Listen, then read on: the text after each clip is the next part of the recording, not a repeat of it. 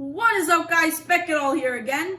In today's video, I'll be giving you my final impressions on the Samsung Galaxy Fold and giving you an honest opinion of what it's like to use as my daily driver.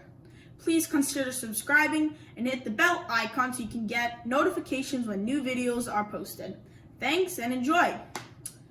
So, the Samsung Galaxy Fold is a very unique device. It has 3 cameras on the back, 2 cameras in the inner display, and 1 camera on the outer display. It has 1 screen here and 1 screen here, so that makes a total of 2. It has glass and glass, not plastic. It has very thick hinge. It's on a little tilt, but that doesn't really bother me.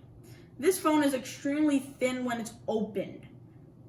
Even though it collects a lot of dust when it's in your pocket, it's not as bad as the original one was.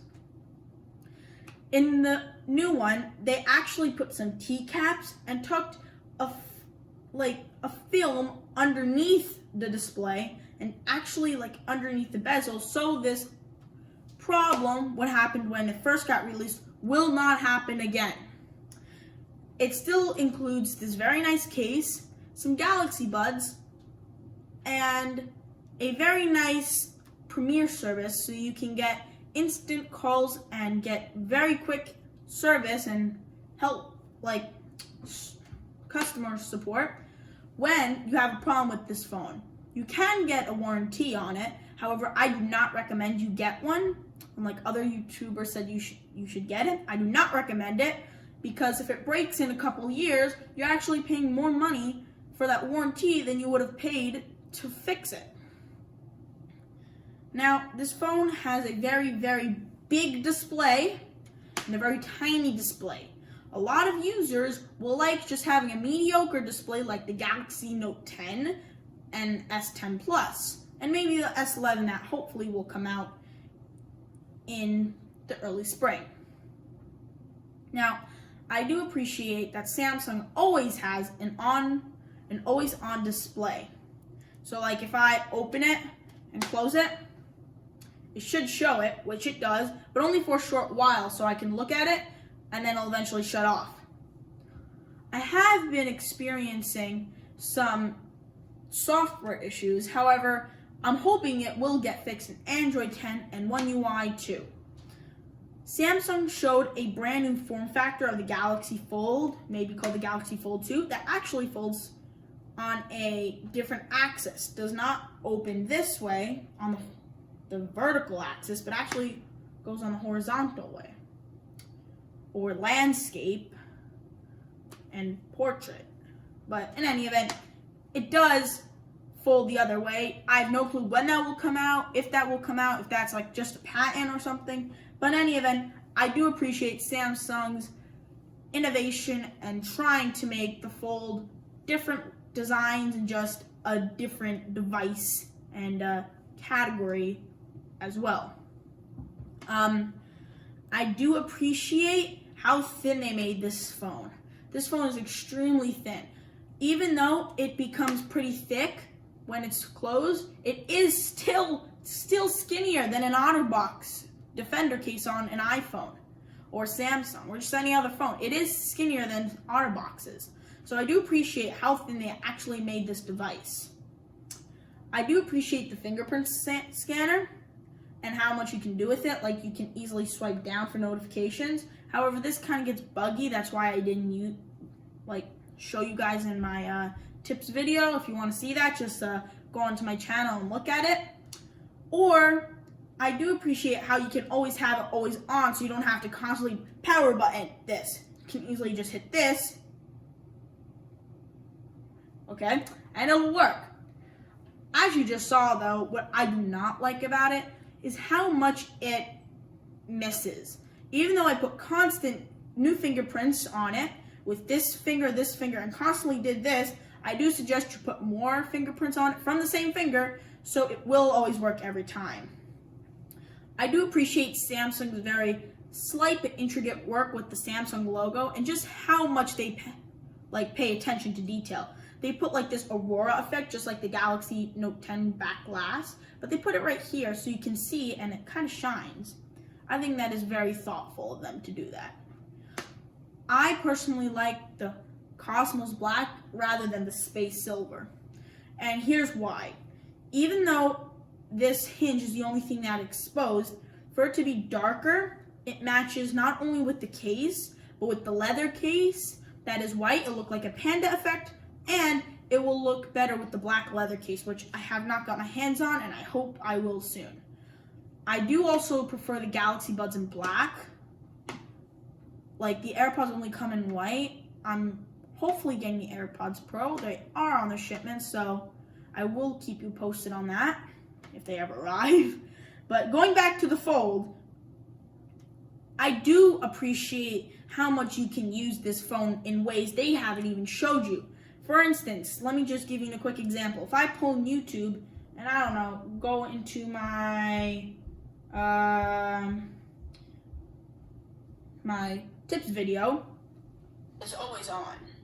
It's very loud. When you open your Samsung Galaxy Fold, you cannot hit this fingerprint sensor, and I can have it in kind of like a mini tablet or a mini laptop. It's kind of folded, and if I put it even on, like, let's say this was my desk, it'll still work. And the speakers are here. I prefer the speakers out here, so you're never touching the speakers, so they're always loud. And thankfully, the glass is here, so your hands are not sweating, and they're staying on this case that's included in the box instead of going on the glass and then you slipping and then the phone falling and, of course, breaking because it's very fragile. I do appreciate all the mics they have included. This flash is also extremely bright. Camera's incredibly high resolution. And I just enjoy this phone as a whole. I do like that it's kind of like a tiny, like, iPhone 5, iPhone 4 display that a lot of people weren't concerned and weren't annoyed when it first came out, but now they're concerned. So, I mean, shows you how, not evolution, but, you know, time changes.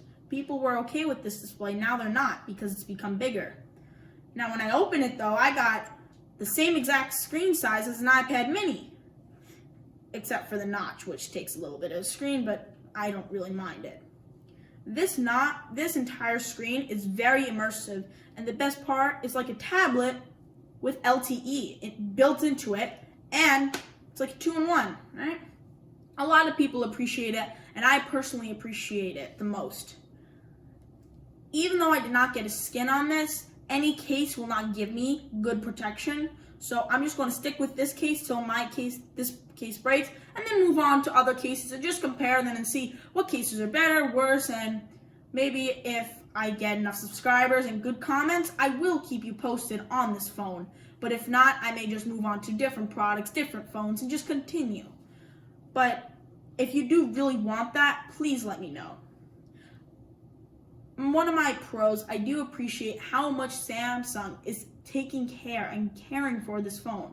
When I got this phone at the Samsung Experience store at Roosevelt Field Mall, this phone was very, very limited. There was only 2 in stock, so I got one and my dad got one, and everybody was shaking our hands. I'm like, okay, but I guess it's a very special device. I do appreciate how firm the durability is. That's a big pro for me. Very firm, and then when you close it, very satisfying. I like the always on display, which I already mentioned. The speakers are both loud, very stereo. You do have the option to do Dolby Atmos, which you can do in the pull bar. But besides that, there's really nothing else to say. Oh, there is one more thing I have to say. I do appreciate the reverse wireless charging. And the reason why is because it has a great battery.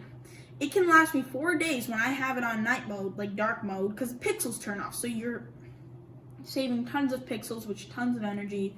It's just saving your battery life overall. I can last 4 days with one charge. But I usually charge it 3 days, sometimes maybe 2. I mean, I've been using this phone for almost, 15 hours. I mean, I haven't used it constantly for 15 hours, but in one day use, it's still at a good 63 before it was at 70. It just depends how you use the device. If you're constantly on this display, constantly on this display, it just changes the entire way you use it.